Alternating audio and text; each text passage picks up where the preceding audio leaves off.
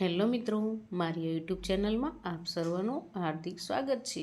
આજે આપણે ધોરણ 2 અધ્યયન સંપુટ ગુજરાતી અને એકમ છે 6 પંખીની દુનિયા। તો આ એકમનું આજે આપણે સંપૂર્ણ સોલ્યુશન જોવાના છીએ। પ્રવૃત્તિ 1 છે ગીત ગાઈએ।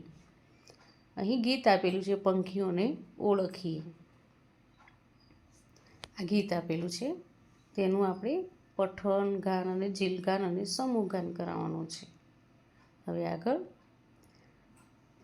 પ્રવૃત્તિ 2 હાથી તો બહુ ભારે ચિત્ર વિશે વાતચીત કરવાની છે। ચિત્ર કેલેન્ડરનો અહીં ઉપયોગ કરવાનો છે અને ચિત્ર જોઈ અને અહીં નીચેના પ્રશ્નો પૂછવાના છે અને નીચે ગમતા પ્રાણીઓના નામ લખવાના છે। હવે આગળ પ્રવૃત્તિ 3 વાર્તા છે આનંદી કાગડો। તો આપણે અહીં આ આનંદી કાગડા વિશે વાર્તા કહેવાની છે અને ગમતા શબ્દો હોય તે નીચે લખવાના છે। હવે આગળ આ વાર્તા જ છે હજુ અને ગમતા શબ્દો નીચે લખવાના છે। હવે આગળ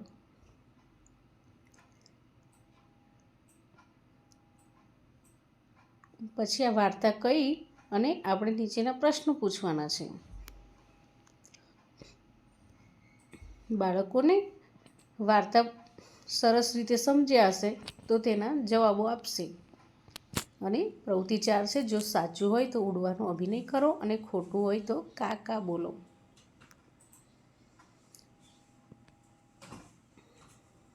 આગળ પ્રવૃત્તિ 5 રંગીન શબ્દના અર્થ બાજુમાં આપેલા શબ્દોમાંથી ધારો। સાચા લગતા અર્થ નીચે લીટી કરો। હવે 6 વાર્તાના આધારે જવાબ લખો। તો પહેલામાં જબરો આવશે, બીજામાં ખીર, ત્રીજામાં છાપરાથી અને ચોથામાં આનંદી આવશે। હવે પ્રશ્ન 9 ગોઠવો અને ગાઓ। અહીં આડી અવળી થઈ ગઈ લીટી બોર્ડ પર લખો, મોટેથી વાંચો અને તેના શબ્દો ગોઠવી ફરીથી વાંચો। બાળકોને જૂથમાં બેસાડી આ લીટીના શબ્દો ગોઠવી લખવા કહો। ત્યારબાદ વારાફરતી તે લીટી ગવડાવો। હવે આગળ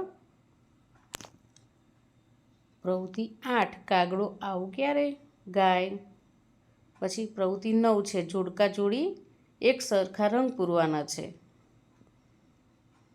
પછી પ્રવૃત્તિ 10 છે આ પક્ષીઓ વિશે તમારે શું જાણવું। તો આપણા દરેક પક્ષી વિશે બાળકોને કહેવાનું છે।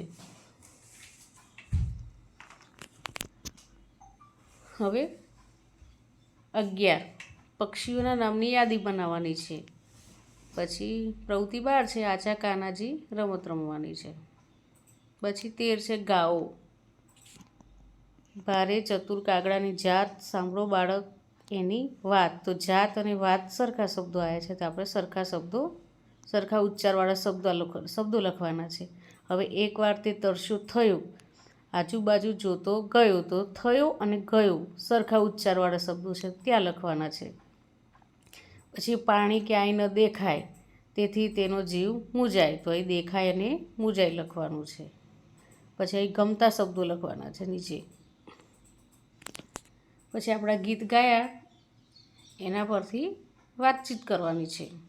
હવે પ્રવૃત્તિ 14 છે ગીતની ઘટનાઓને યોગ્ય ક્રમમાં ગોઠવો। તો પછી વાંચીમાં રમત રમો। હવે અહીં છે જોડીમાં બેસો, એકબીજાને વાંચી સંભળાવો, ઓળખો અને કહો। તો પહેલામાં કબૂતર આવશે, બીજામાં કૂતરો, ત્રીજામાં ઉંદર અને ચોથામાં પોપટ આવશે।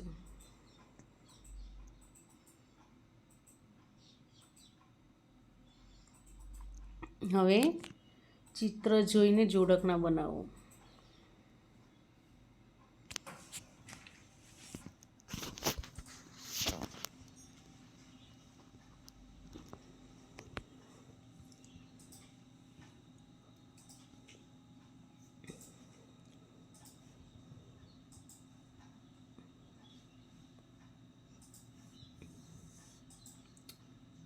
અહીં પ્રવૃત્તિ 18 છે, શ્રુત લેખન કરાવવાનું છે આપણે.